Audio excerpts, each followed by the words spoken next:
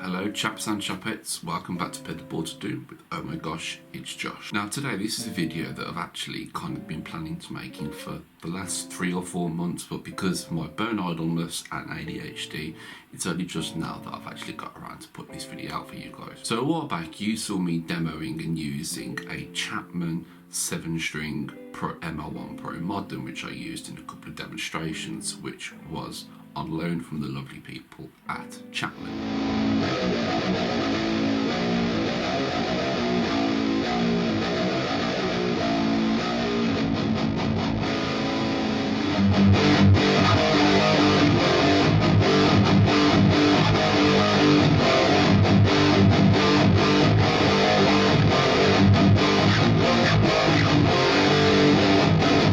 Now this was all because I've been playing with, for a little while, the idea of using a 7-string more at home, whether it's writing, whether it's recording, and just generally kind of learning some songs that I've always wanted to be able to play, but were actually on a 7-string. Dan was very gracious enough to send me one now, which I had for about a month. And at first there was some teething problems on getting used to the wider neck, but surprisingly the actual neck and being able to get used to that wasn't actually a huge problem.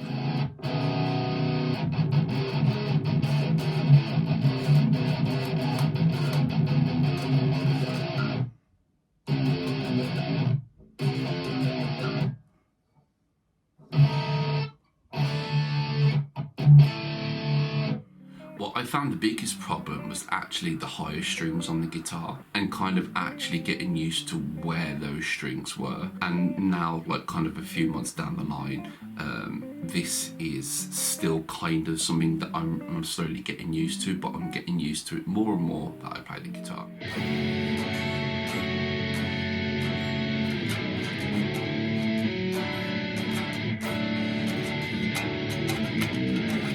So as you kind of saw there, like you could see that I was just struggling with some of the placements and kind of playing the guitar in general. And these were just like videos that I hit record and just play the guitar and then see how it all worked, so you can kind of see how naturally everything sort of came towards. And I must admit that the spec and the way the guitar felt was excellent. I didn't feel like the neck was too big. I didn't feel like I was struggling to get used to it. As I said, like other than the high string spacing, the biggest problem I actually probably had was that the neck was a little bit flatter for something that I'm used to. Ultimately, this led me to a decision. Now, the issue I had was that it was a phenomenal first experience with a 7-string because it was a roasted maple neck. It was really nicely balanced. The pickups are great. Just everything about the guitar was top quality.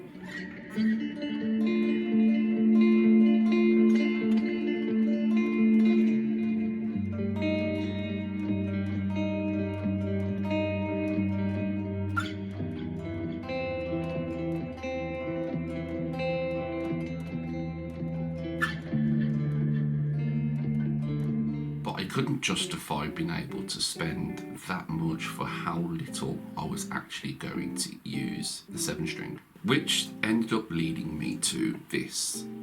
And this is a Harley Benton 7-string, like kind of in their progressive series. So I know you're asking, why did you go from playing a really nice high-end Chapman and then buying a budget 7-string? Well, there are many reasons for this, and one, again, like I mentioned, I couldn't justify the cost of being able to pay out for this for how much I was actually going to use it. What are you? An idiot sandwich. And secondly, I don't think I actually needed something of that spec. Like I said, realistically, it was, you know, it would get used in the odd few videos here and there. It would be a little bit of songwriting, and it would be for playing bands like Korn and Spirit Box and anything that's kind of in the 7-string realm.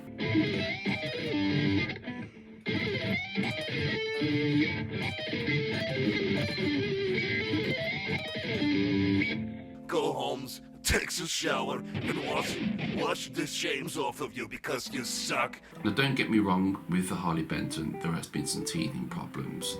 The intonation was awful and the way the nut felt was awful. It was really sharp and the pickups, shall we say, are not quite finished yet.